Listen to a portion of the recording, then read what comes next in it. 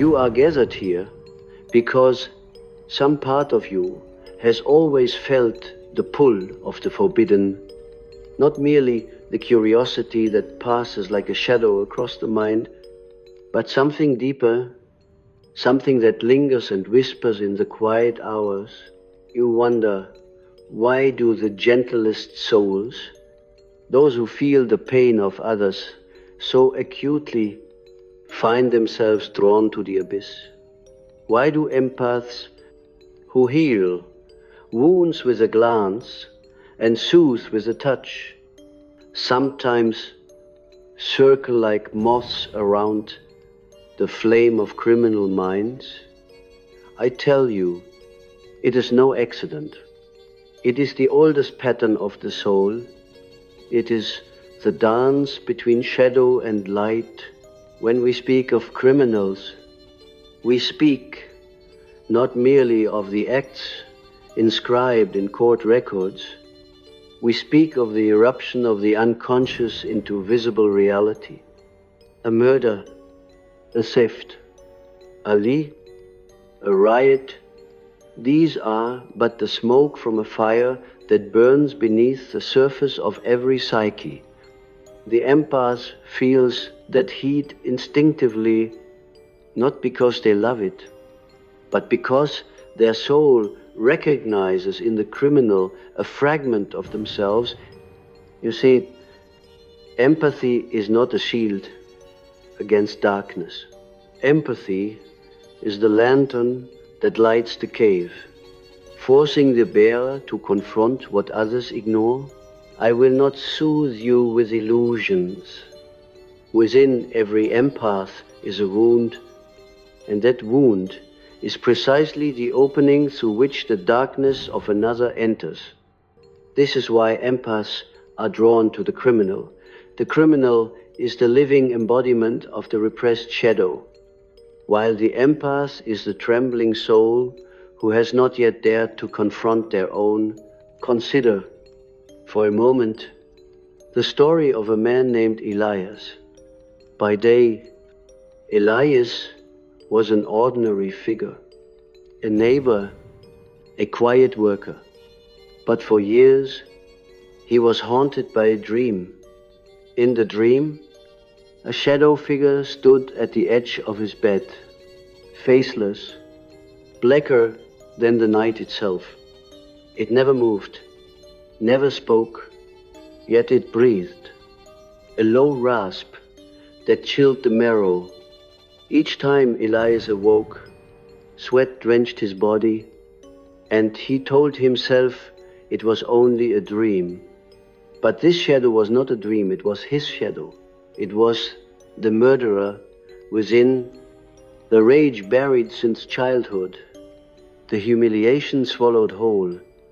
One night, the dream did not end with waking. He took a knife and stabbed a stranger in an alley, later confessing that he felt guided, almost possessed, as if the shadow had stepped from the dream into his hand. This is the truth. The shadow that is denied in waking life demands expression in the unconscious. And if ignored, it bursts forth in destructive action. Now, why would an empath be drawn to Elias? Because the empath has dreamed of the same shadow. Because when they hear of his crime, something deep and silent shivers inside them. They do not condone him, but they understand him. They feel him because they, too, have walked with shadows at night. It is easy for society to say the empath is naive. They are tricked by criminals. But no, this is only the shallow interpretation. The deeper truth is that the empath soul resonates with the archetype embodied by the criminal.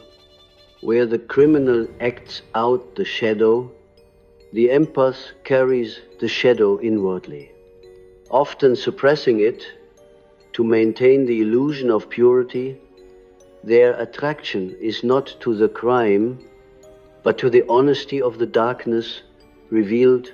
They look into the criminal's eyes and see the confession of what they themselves repress. Do you see how perilous this is? Empathy becomes a mirror. You believe you are seeing the other, but you are seeing yourself reflected in the extreme. That is why the attraction is so magnetic. It is not the man or the woman before you. It is the unspoken dream inside you. Now, alive in flesh and bone, we must go further. Imagine the empath who dreams of a snake coiled in a labyrinth, night after night. The serpent slithers through twisting corridors, its eyes gleaming with cold intelligence. The empath wakes in terror, unable to shake the feeling of being stalked by something inevitable. One day, they meet a man who confesses to violent impulses, a man who describes dreams eerily similar to their own. Suddenly, the empath feels both horror and recognition. The labyrinth was never only about the man, it was about their own unconscious.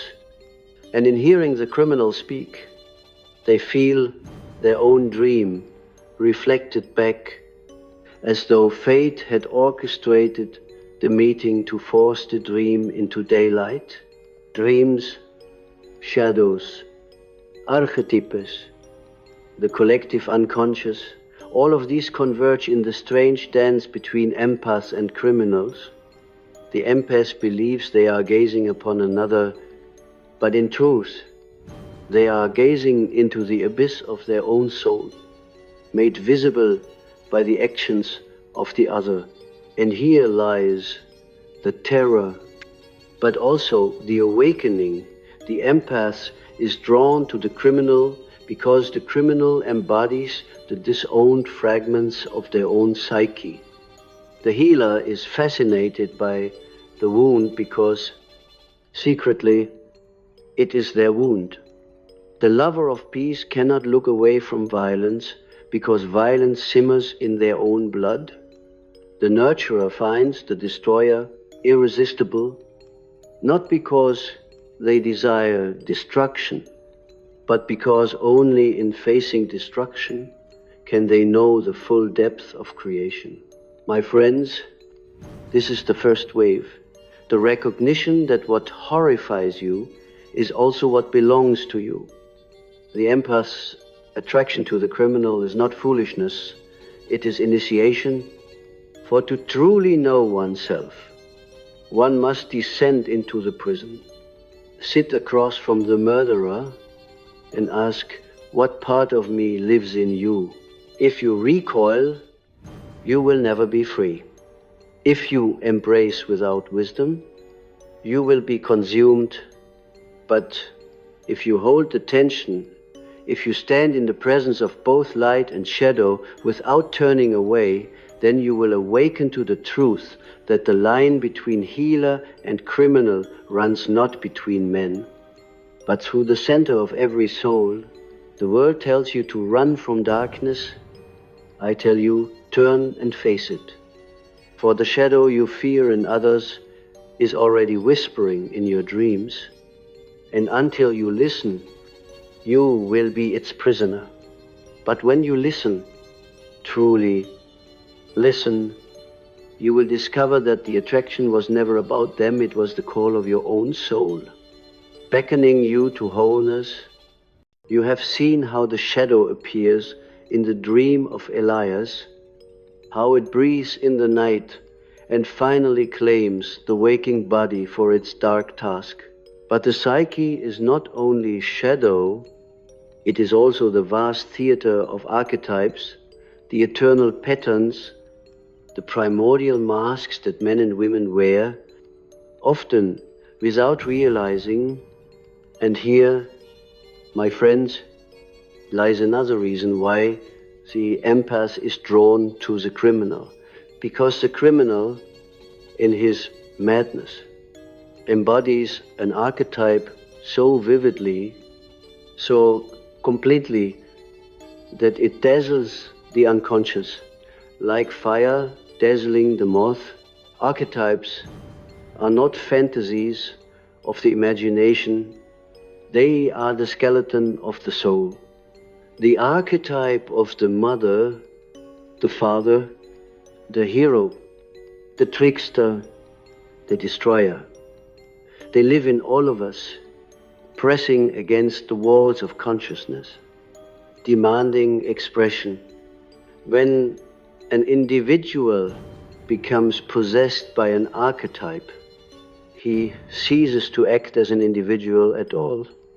He becomes the mask, the role, the living instrument of forces greater than himself. It is terrifying and it is magnetic, for to stand before such a person is to feel the weight of eternity. Let me tell you of a man named Rahim. He was not born a murderer. He was born, like all of you, with the seeds of many potentials, but in his youth, Rahim was humiliated, silenced, stripped of dignity. In his dreams, he saw himself clad in armor, wielding a sword, adored by crowds. He awoke trembling with longing. Over time, these dreams became his religion. He came to believe he was chosen by destiny to be the warrior of purity, to cleanse the earth of its corruption. The archetype of the hero, distorted, unbalanced, and fused with the shadow, transformed into what I call the archetype of the dark hero, the terrorist, the savior turned destroyer. Rahim gathered others who shared his wounds, and together they built rituals of fire and blood. He bombed a marketplace, convinced he was enacting divine justice. When captured, his eyes burned with conviction. He did not see himself as a criminal. He saw himself as the hero, misunderstood by the blind. Now tell me, why would an empath feel drawn to Rahim? Why would a gentle soul, horrified by violence, feel a strange, unsettling fascination with such a man? Because the empath, too, carries the archetype of the hero within. The empath longs to heal, to save, to redeem the world. And when they see Rahim, they do not only see his brutality, they see the shadow of their own hero archetype, the same longing for redemption. But twisted into blood, they are captivated because he lives with full force. The archetype they only half dare to embody in him. They see the tragic mirror of their own idealism. The archetype is dangerous precisely because it feels sacred. An empath does not fall for a criminal because of logic. They fall because the archetype vibrates like a string deep within the collective unconscious. They fall because, standing in his presence, they feel the hum of something eternal, and it blinds them to the horror of the acts. Do you see how the archetype is a double-edged sword? The hero can heal, but he can also destroy. The mother can nurture, but she can also suffocate. The trickster can awaken, but he can also deceive. And when the empath meets the criminal, it is not merely a meeting of two individuals, it is the collision of archetypes, the healer drawn to the dark hero, the lover drawn to the destroyer, the innocent drawn to the trickster. I will not lie to you. This attraction is perilous. Many empaths are wounded in the attempt to redeem what cannot be redeemed. They throw themselves into the flames of the archetype, believing love alone can dissolve its grip. But love without wisdom is consumed by fire. The criminal possessed by an archetype does not hear the language of reason. He hears only the drumbeat of destiny echoing in his unconscious. To love such a man without discernment is to risk annihilation, and yet I will not tell you to flee entirely, for within this dangerous attraction lies the seed of awakening. If the empath can recognize that what fascinates them in the criminal is not merely the man, but the archetype within themselves, then the attraction becomes a mirror instead of a prison.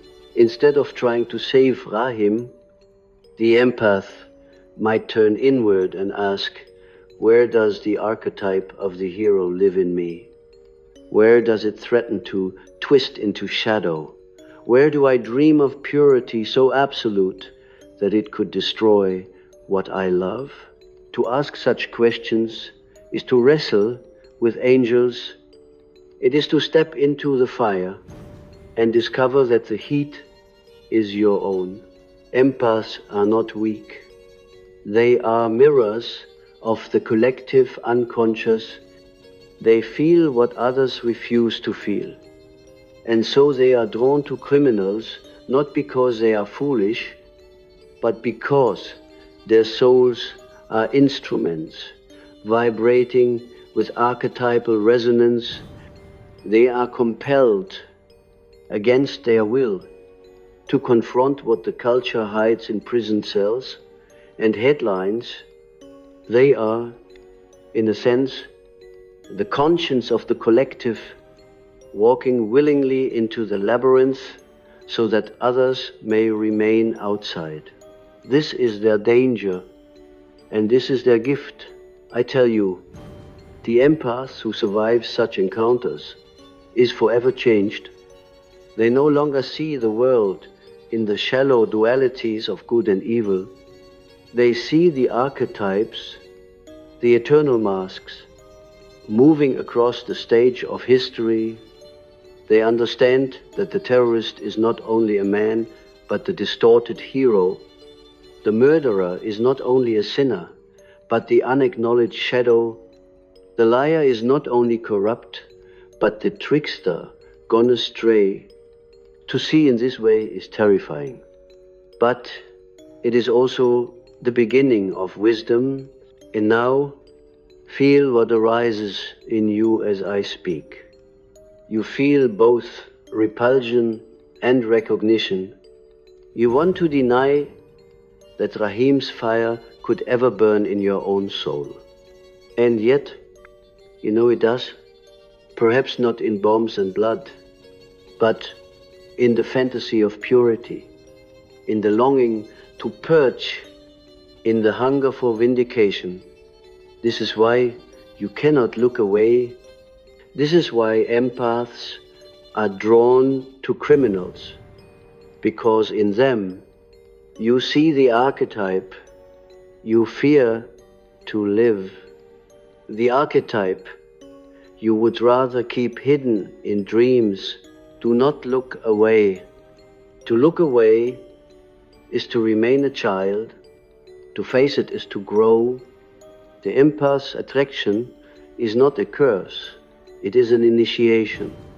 It is the psyche's demand that you integrate, that you stop pretending to be only light and admit that within you lives the same fire that consumes the terrorist, the same shadow that guided Elias's hand, and only in admitting this can you hope to master it. I ask you now, what archetype possesses you? Do you dream of saving? Do you dream of avenging? Do you dream of exposing the deceivers, of unmasking the corrupt? Then beware, for the line between healing and harming, between saving and destroying, is as thin as a breath. This is why the empath feels both terror and fascination before the criminal, because they sense with the precision of a tuning fork how close they themselves stand to the abyss. Do not fear this recognition. Let it shatter you. Let it strip away your illusions, for beyond fear is clarity, and beyond clarity is power, the power not to be possessed by archetypes, but to embody them consciously, with balance, with humility, with love that sees through illusions. Then, and only then, does the empath cease to be prey to the criminal. Then they stand as equals, no longer enchanted, no longer blinded, but awake.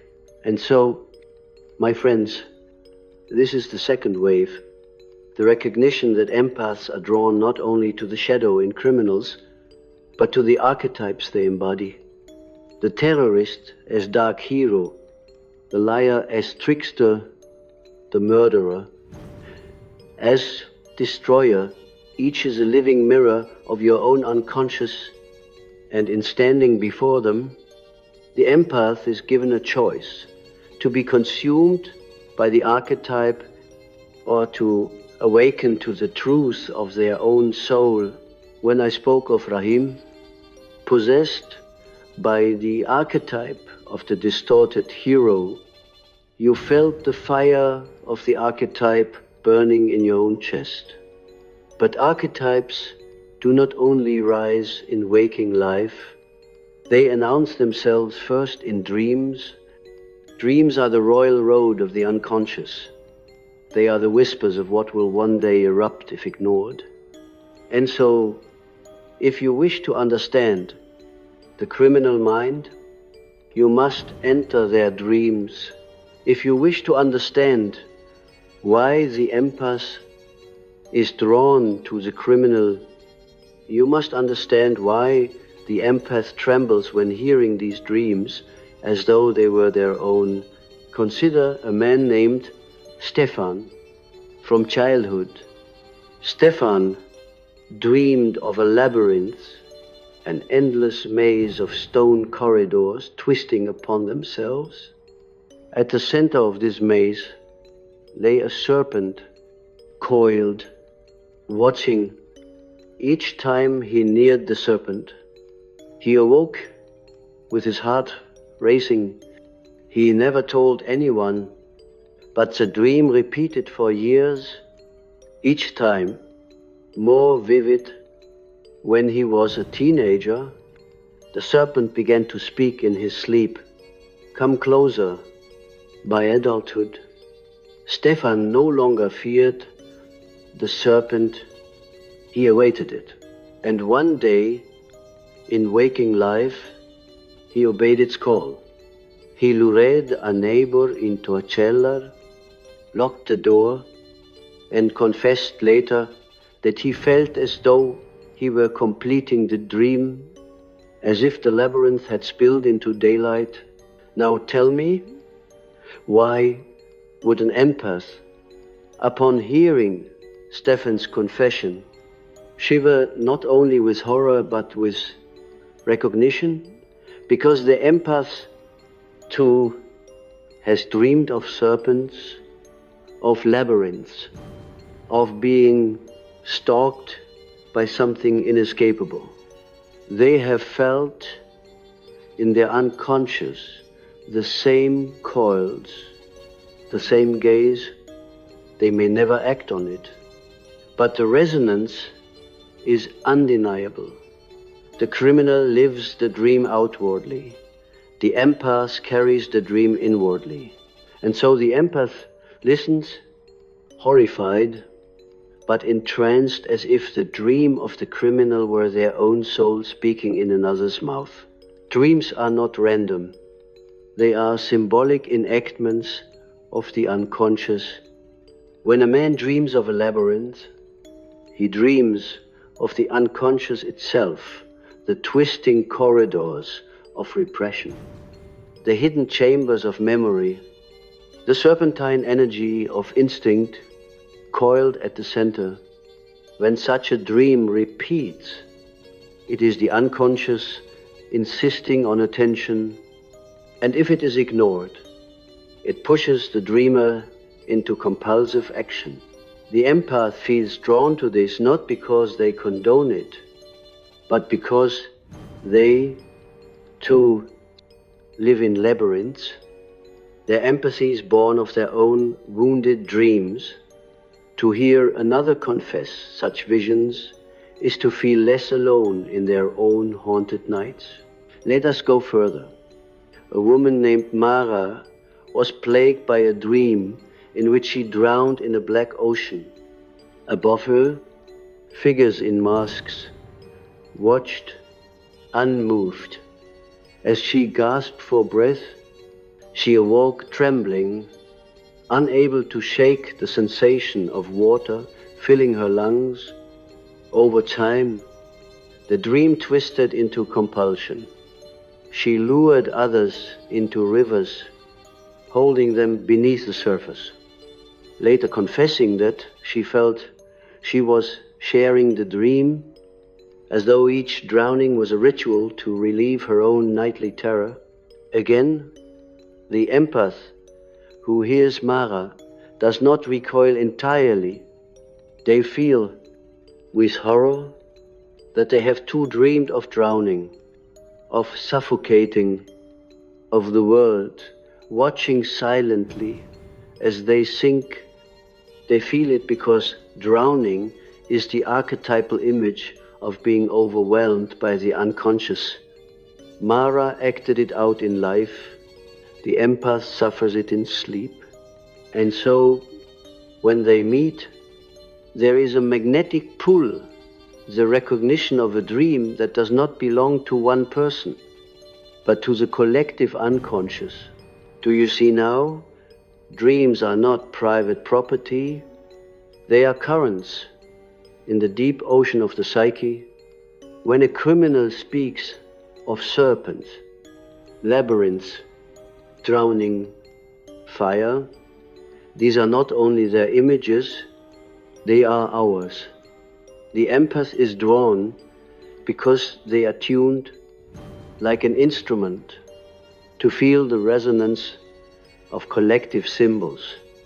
They are haunted by the same serpent, the same water, though they may never act as the criminal does. The attraction is not fascination with the act, it is fascination with the dream behind the act. Here is the danger. The empath who does not understand dreams will confuse recognition with destiny.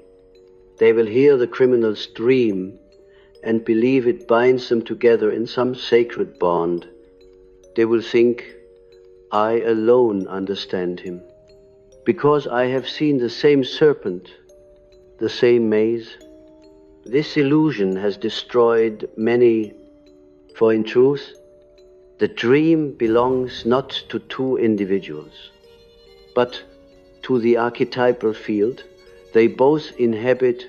To confuse resonance with fate is to walk willingly into the labyrinth and never return. And yet, the path of awakening is hidden here. If the empath can listen to the criminal's dream, not as a personal confession, but as a symbol of the collective unconscious, then the attraction transforms into illumination. They begin to see that the serpent is not Stefan's alone, it is the instinctual energy of life itself. The drowning is not Mara's alone, it is the universal image of being swallowed by the unconscious. To recognize this is to break the spell. The empath ceases to be the prisoner of fascination and becomes the interpreter of symbols. Listen carefully. The empath gift is not to save the criminal. The empath gift is to translate the dream, to say, this is not destiny, it is symbol. This is not compulsion, it is message for every dream. No matter how dark, hides an invitation. The serpent at the center of the labyrinth is not only destruction, it is also transformation. The shedding of skin, the renewal of life. The drowning is not only death, it is also baptism. The rebirth through immersion. The empath who can see this reveals to the criminal and to themselves that what appears as fate may be redeemed as meaning, but do not underestimate the danger. To sit with the dreams of criminals is to feel madness. Press against your skin. Their obsession is contagious. To hear night after night of serpents and drowning is to feel the archetype trying to claim you as well. This is why empaths must be anchored in their own psyche. Without grounding, they are swallowed whole. With grounding, they are midwives of meaning, bringing forth from the darkness not only horror but truth. Let me leave you with this thought. Perhaps you have dreamed of being chased, of falling, of being devoured. You may have dismissed these dreams as nonsense. But know this, in some soul tonight, the same dream will drive a hand to violence, and in another soul, the same dream will drive a hand to healing. The image is the same. The fate depends on whether one can hold the image as symbol or is consumed by it as command. This is the difference between criminal and empath. The same dream, but two paths, one enacts, the other feels. And in that trembling feeling lies the possibility of awakening.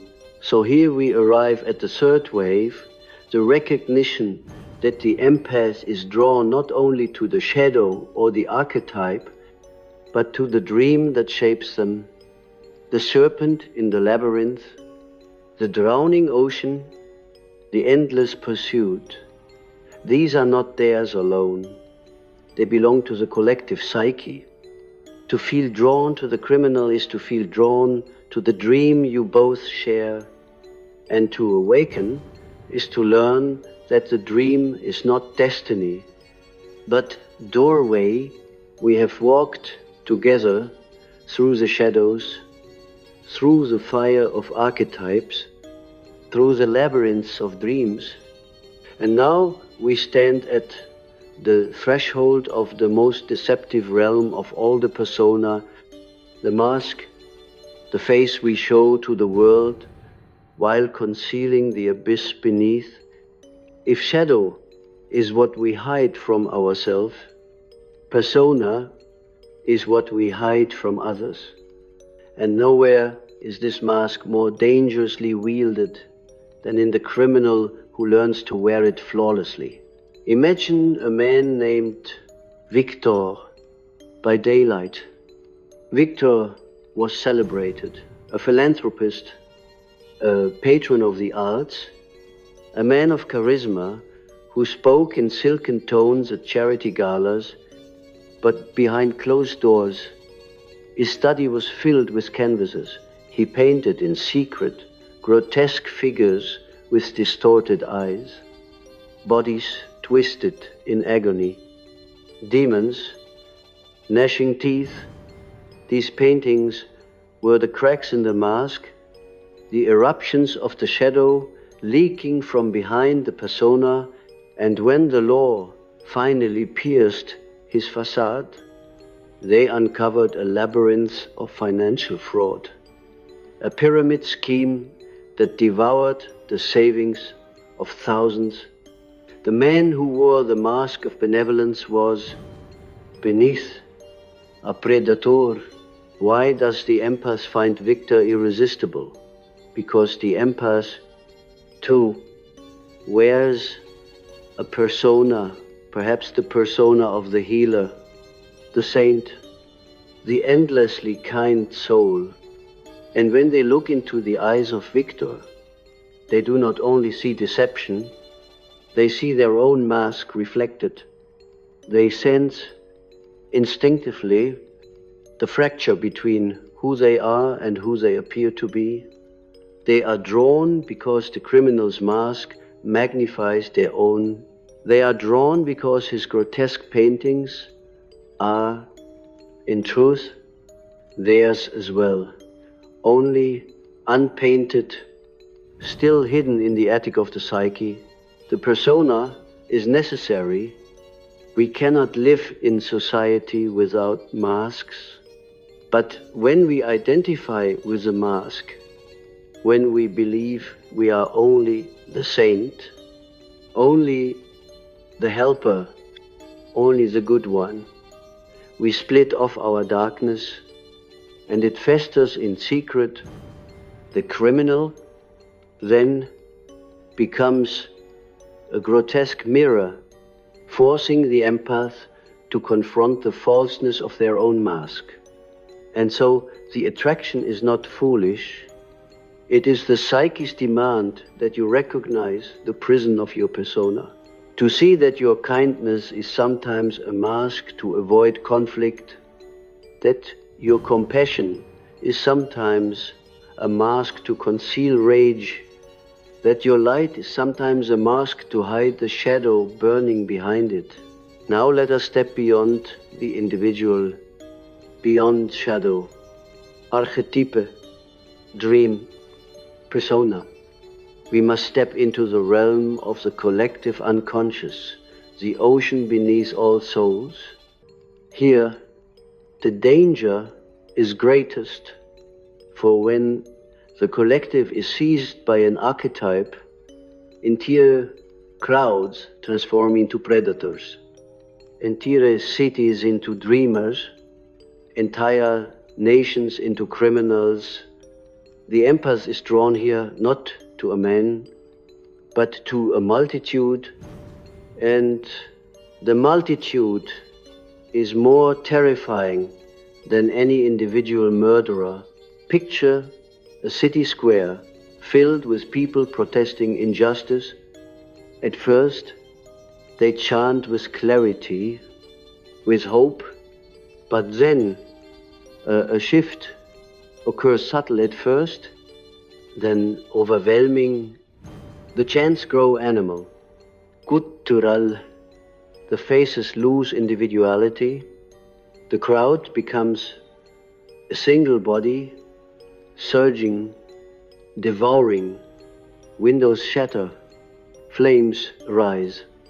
Strangers, moments before brothers, now strike each other with primal fury. What has happened? The collective unconscious has seized the crowd, and the archetype of the predator has possessed them. They are no longer individuals. They are the herd, the swarm, the wolf pack. Why is the empath drawn to such chaos? Because empaths feel the pulse of the collective more than anyone. They stand in the crowd and feel the electricity surge through their veins as though it were their own heartbeat. They are terrified, yet exhilarated. For in that moment, the unconscious is naked, stripped of civility, pulsing with raw life. And the empath recognizes something sacred, even in the violence, the revelation that what we call civilization is only a thin veil, easily torn by the archetypal storm. But beware, to surrender to this fascination is to become one with the herd. To lose the self entirely in the intoxication of primal possession, many empaths, overwhelmed by the emotions of the crowd, dissolve into it, losing all boundaries. They chant words they would never speak alone. They commit acts they would never dream in solitude. And afterward, they say, I don't know what came over me. What came over them was the collective unconscious itself. The tidal wave of archetype flooding the fragile banks of individuality. To understand this is to understand the final truth. So empath is drawn to criminals not only as individuals, but as living embodiments of the forces that move within us all. The murderer, haunted by the shadow, is the shadow you repress. The terrorist, possessed by the hero, is the archetype you idealize. The fraudster, hiding behind persona, is the mask you yourself wear, and the riotous crowd, consumed by collective instinct, is the herd in which you, too, can dissolve. The attraction is the call of your own soul, to recognize that these forces live in you, waiting to be integrated. And now we arrive at the final wave, the awakening. What must the empath do with this attraction? Shall they flee, hiding from every shadow, every criminal, every crowd? No, that is cowardice. And cowardice is merely shadow in disguise. Shall they surrender, consumed by fascination, offering themselves as prey to the criminal, the archetype, the collective? No, that is delusion. And delusion is merely shadow with a mask. The path is neither rejection nor surrender. The path is integration. To integrate is to stand in the presence of shadow and not flinch, to feel the pull of the archetype and not be possessed, to listen to the dream and interpret rather than obey, to wear the persona consciously as a garment rather than a skin, to stand in the crowd and yet remain oneself. This is the task. This is individuation, the becoming whole, the criminal mind, the empath attraction, the nightmares and masks and riots. These are not accidents. They are invitations. Invitations to see what is hidden, to embrace what is feared, to reclaim what has been denied. I tell you, those who walk this path will never look at crime the same way again. They will never look at empathy the same way again. They will never look at themselves the same way again. For they will know that the line between criminal and empath is not a wall but a mirror, that what we fear in others is already alive within, and that only by embracing this truth can we hope to be free. So ask yourself, here in this hall, what shadow pursues you in dreams? What archetype burns in your chest, begging to be lived? What mask do you polish for the world? And what grotesque painting do you hide behind it? What crowd would claim you if you surrendered your will? These questions are not to be answered tonight. They are to be lived, for the empath's attraction to the criminal is not the end of the story. It is the beginning, the first step into the labyrinth of your own soul. And at the center of that labyrinth, coiled and waiting, is the serpent. It is not evil, it is not good, it is life itself.